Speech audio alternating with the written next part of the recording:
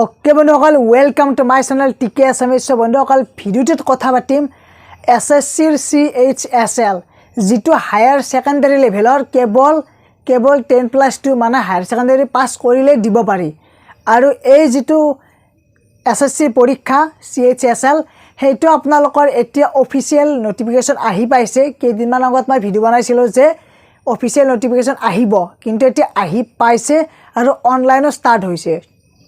এতিয়া মেইন কথাটো হল ইয়াৰ আপোনালোকৰ এক্সাম কেতিয়া হ'ব, লগতে আপোনালোকৰ ইয়াত মানে যিটো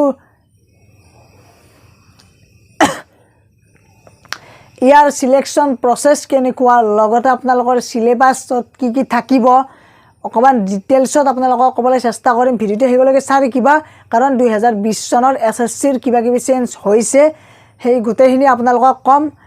আৰু যিসকলে চেনেলটো সাবস্ক্ৰাইব কৰা সাবস্ক্ৰাইব কৰি দিবা আৰু বেলটো দবাই থবা। আৰু এতিয়া পটাপট আপোনালোকক দেখুৱাও অফিচিয়েল নোটিফিকেশনখন।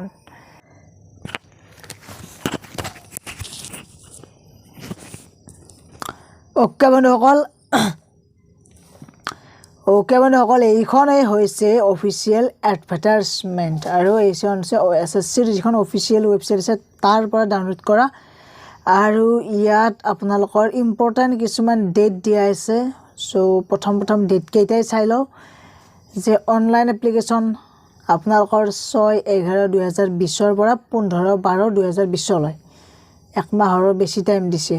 এইখিনি সময়সীমাৰ ভিতৰত অনলাইন কৰিব লাগিব। আপোনালোকক অনলাইন কেনেকৈ কৰে মই ইয়াৰ পিছত এটা ভিডিও বনাম, দেখুৱাই দিম বাৰু। চাওক, এতিয়া যেহেতু আপোনালোকৰ চালান কাটা লাষ্ট ডেট দিছে যে 15 তাৰিখ, last date time for making online payment যিসকলে কৰে 17 তাৰিখলৈকে দিছে। আৰু লাষ্ট ডেট দিছে যে ফৰ জেনেৰেশ্যন অফলাইন চালান যদি কোনোবাই কাটে তেনেহ'লে 19/12/2020 অৰ্থাৎ 19 ডিচেম্বৰলৈকে দিছে। ইয়াৰ পিছত আপোনালোকৰ যিটো কম্পিউটাৰ বেছড এক্সামিনেশ্যন হ'ব টায়াৰ 1, সেইটো এপ্ৰিল মাহৰ 12 তাৰিখে অৰ্থাৎ 12/4/2021 পৰা 27/4/2021 হ'ব। এইটো হৈছে আপোনালোকৰ এক্সাম ডেট। গতিকে ইম্পৰ্টেণ্ট যিকেইটা ডেট আছে সেইকেইটা মই আপোনালোকক ক'লোঁ। এতিয়া আপোনালোকৰ নেক্সট মই আপোনালোকক ক'ম যে এইবোৰ দিয়া আছে পোষ্টবোৰ, যে জুনিয়ৰ ছেক্ৰেটাৰিয়েট এছিষ্টেণ্ট লোৱাৰ ডিভিজন ক্লাৰ্ক। ইয়াত আপোনালোকৰ 19,000 পৰা 63,200লৈকে দিছে ইটো চেলাৰী। তাৰে পিছত পোষ্টেল এছিষ্টেণ্টত তেনেকুৱাকৈ দিছে যে 25,000 পৰা 81,100 25,500 পৰা। ডাটা এণ্ট্ৰি অপাৰেটৰ দিছে আপোনালোকক 25,500 পৰা 81,000লৈকে। লগতে data entry operator grade A, ইয়াতো 25,500 পৰা 81,100লৈকে। তাৰে পিছত আপোনালোকে চাব যে ভেকেঞ্চি আপোনালোকৰ কিমানটা ভেকেঞ্চি ওলাইছে সেইটো অতি শীঘ্ৰে আপডেট আহিব যে কিমান পোষ্ট আছে।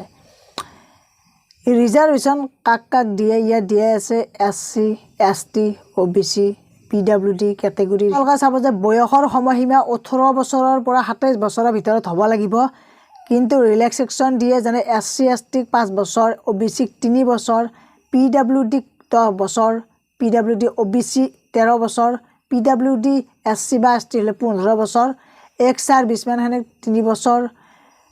তাৰে পিছত আপোনালোকৰ defence personnel disabled in operation during hostilities with any foreign country or in a disturb area and release as a consequence thereof. ইয়াত 3 বছৰ দিছে, 8 বছৰ তেনেকুৱাকৈ ST STৰ ক্ষেত্ৰত 8 বছৰ দিছে। চেণ্ট্ৰেল গভৰ্ণমেণ্ট চিভিলাইজেশ্যন এমপ্লয়িজ 40 বছৰলৈকে দিছে। চেণ্ট্ৰেল গভৰ্ণমেণ্ট চিভিলাইজেশ্যন এমপ্লয়িজ এইখিনি হৈছে SC ST, সেইখিনিক দিছে যে 45 বছৰলৈকে দিছে। 12তকৈ পৰীক্ষাবোৰ হ'ব। এতিয়া আমাৰ নৰ্থ ইষ্টৰ চাব লাগিব, যিহেতু আমি নৰ্থ ইষ্টৰ হয়। চাওক, নৰ্থ ইষ্টৰ ইটানগৰ, ডিব্ৰুগড়, গুৱাহাটী, যোৰহাট, শিলচৰ, ইম্ফল এনেকুৱাকৈ আমাৰ নৰ্থ ইষ্টৰ আণ্ডাৰত ক'ত এক্সাম হ'ব চেণ্টাৰবোৰ দি দিছে। তাৰে লগতে আপোনালোকৰ যিহেতু ইয়াত প্ৰায় টায়াৰ 1, টায়াৰ 2 আৰু টায়াৰ 3 তিনিটাকৈ এক্সাম হ'ব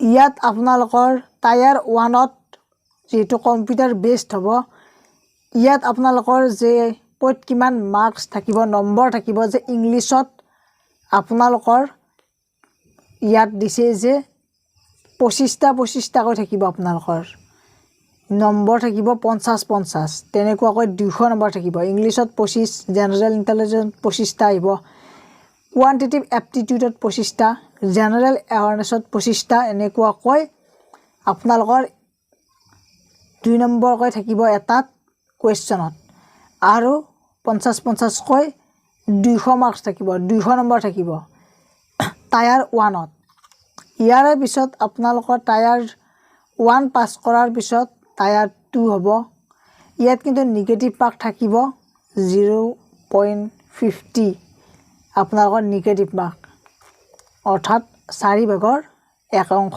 নিগেটিভ মাৰ্কত কটা যাব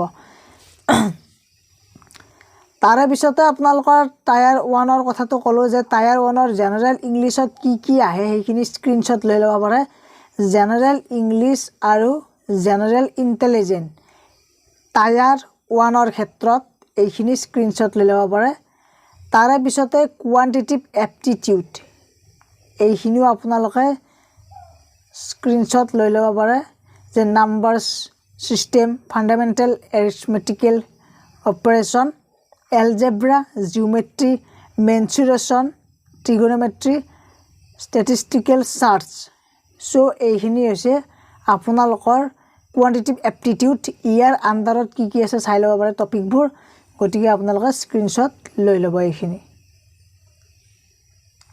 ইয়াৰে পিছত জেনাৰেল এৱাৰনেছত কি আছে সেইখিনি স্ক্ৰিনশ্বট লৈ ল'ব পাৰে এইখিনি হৈছে জেনাৰেল এৱাৰনেছৰ ক্ষেত্ৰত আপোনালোকে মোবাইলৰ ৰেজুলেশ্যনটো বঢ়াই ল'ব তেতিয়া ভালদৰে গম পাব অৰ্থাৎ টায়াৰ 1ত পাস কৰাৰ পিছত টায়াৰ 2 হ'ব ইয়াত ডেসক্ৰিপটিভ পেপাৰ মানে ইয়াত আপোনালোকৰ লিখি দিছে যে পেপাৰখন হ'ব 100 নম্বৰৰ পেন এণ্ড পেপাৰ টায়াৰ 2ৰ কথা কোৱা আছে যে 100 নম্বৰ থাকিব লগতে আপোনালোকৰ ইয়াত পেন এণ্ড পেপাৰ মুড হ'ব আৰু এছে লেটাৰ এপ্লিকেশ্যন এনেকুৱা টাইপৰ আপোনালোকক লিখিব দিব ইয়াত আপোনালোকৰ তাৰে পিছত যে 33% মিনিমাম আপোনালোকৰ কোৱালিফাইং মাৰ্ক যে কোৱালিফাই হ'বলৈ 33% পাব লাগিব তাৰে পিছতে টায়াৰ 3ৰ কথাটো কৈ আছো এতিয়া আপোনালোকক টাইপিং টেষ্ট হ'ব হেতু অৰ্থাৎ আপোনালোকৰ স্কিল টেষ্ট মানে আপোনালোকৰ কম্পিউটাৰত হ'ব এইটো যে কিমান স্পিডত টাইপ কৰিব পাৰে লগতে আপোনালোকৰ এৰৰ স্কিল ভুল কৰি দিয়া থাকিব শুদ্ধ কৰিব লাগিব এইবোৰ আপোনালোকক স্কিল হিচাপে ধৰা হয় যেহেতু সেইকাৰণে এইবোৰ ল'ব তাৰ পিছতে আপোনালোকৰ আইডি প্ৰুফৰ কাৰণে আধাৰ কাৰ্ড থাকিলেও হ'ব ভোটাৰ কাৰ্ড থাকিলেও হ'ব ড্ৰাইভিং লাইসেন্স পান কাৰ্ড লগতে পাসপোৰ্ট আইডি কাৰ্ড স্কুল কলেজৰ আইডি কার্ড যদি আছে হ'ব তেনেহলে এমপ্লয়মেন্ট আইডি কার্ড লগতে servicemen discharge book issued by ministry and defence লগতে সেন্ট্রাল বা স্টেট গভৰ্ণমেণ্টৰ দ্বাৰা ইস্যুড হোৱা ভ্যালিড এখন প্ৰুফ লাগিব আইডি প্ৰুফ এয়াৰে যিকোনো এটা হলে হ'ব আইডি প্ৰুফৰ কাৰণে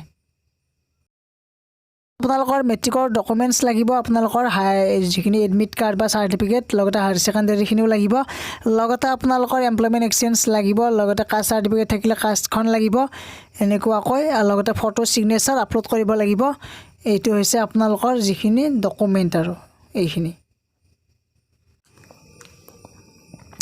ওকে বন্ধুসকল আপোনালোকক দেখুৱালৈ আৰু আপোনালোকক মই এতিয়া অনলাইন কেনেকৈ কৰিব পাৰে সেইটো দেখুৱাই দিম এতিয়া যদি ভাল লাগে ভিডিঅ লাইক কমেন্ট শেয়াৰ কৰি দিবা আৰু সাবস্ক্ৰাইব কৰি বেলটো দবাই থবা তেতিয়া আপডেটবোৰ পাই থাকিবা কিবা দিলে আৰু লাইক কৰি দিবা আজিলৈ ইমানেই ধন্যবাদ থ্যাংক ইউ বাই বাই জয় হিন্দ